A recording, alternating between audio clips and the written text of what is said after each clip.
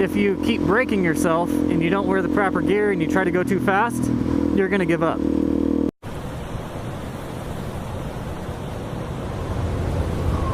What's going on, YouTube? This is Racer Red, the one and only. Out here riding after a little snowstorm again. The roads are fairly clear, a little bit wet, but everything's not frozen at least, so that's always good. I'm out here setting a trend. People are gonna see me riding, they're gonna be like, I wanna ride my motorbicycle. But yeah, I'm a trendsetter like Billy Madison probably. Peeing your pants is the coolest. This is a lot of snow, really. I mean, it's kind of pretty out, actually. So since I kind of talked about dirt biking last time, I felt like I kind of bashed beginners in that one a little bit. So I wanted to give you guys a solution as to how you can be a successful dirt bike rider and learn how to ride a dirt bike and keep on riding and just have a good time doing it. So obviously the first rule is to wear all of your gear. So wear all the gear you can possibly get. That's elbow pads, knee pads, helmet, neck brace, your pants, jersey, your boots. Boots and helmet are obviously the most important. If you get nothing else, just wear long sleeves, long pants, and then a pair of boots and a helmet. But make sure that you wear all the gear that you can possibly wear. If it's your first ride, you go out to the desert and just learn how to operate the bike. You're gonna crash, so be prepared for that. After that, go somewhere a little bit more technical, you know. After about 2 or 3 rides out in the desert, you need to go out somewhere with some hills and stuff like that.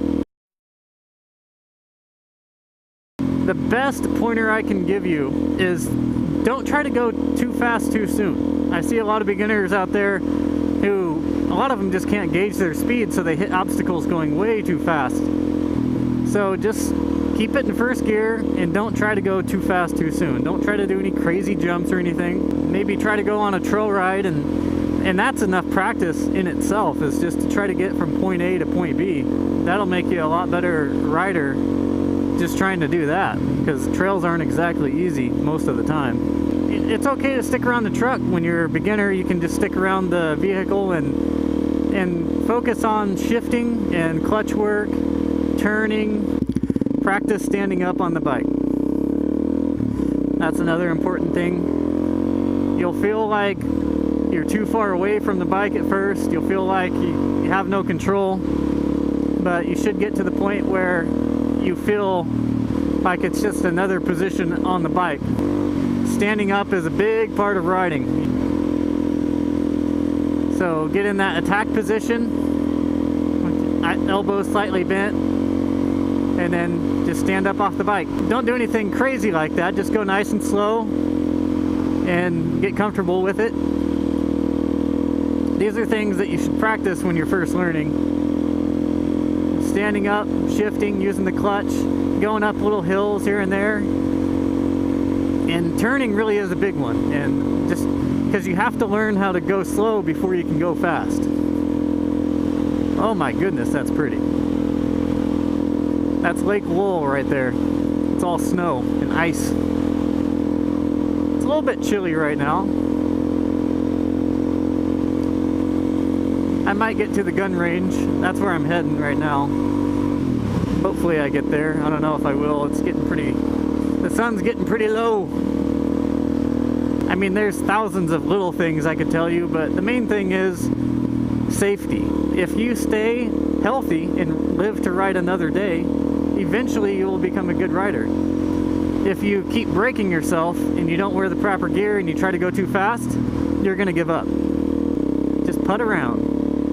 Then, once you feel like you've learned that stuff pretty well, head out to the single track and maybe get a map or something like that, or maybe Google Earth it or something. Try to find a location to get to and try to get to that location. Maybe it's just a lookout. There's lots of pretty lookouts, but to have a destination is always nice.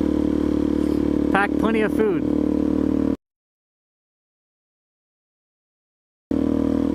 one of the things that hammers beginners as well, especially out trail riding, is not only injuries and stuff like that and falling over, but fatigue. Fatigue is huge. You will be so tired the first time you fall over and you're trying to pick up your bike or you're trying to get through something that's difficult. You'll be so fatigued. If you're going to go out trail riding, you really need to bring plenty of food and water.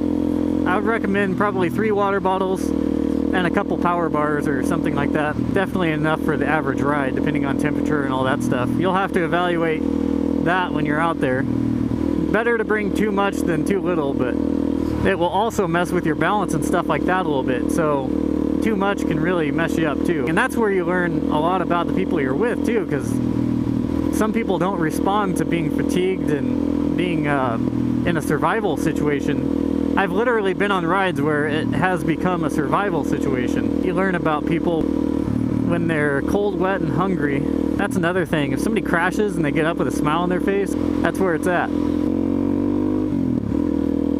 Anyways, guys, I hope this information helped you out a little bit. If you have any questions, please feel free to let me know in the comments below, and I will do my best to help you out. I'll catch you guys next time. This is Racer Red, and I'm out. Racer Red don't care. I heard he wasn't born, but forged from titanium alloy.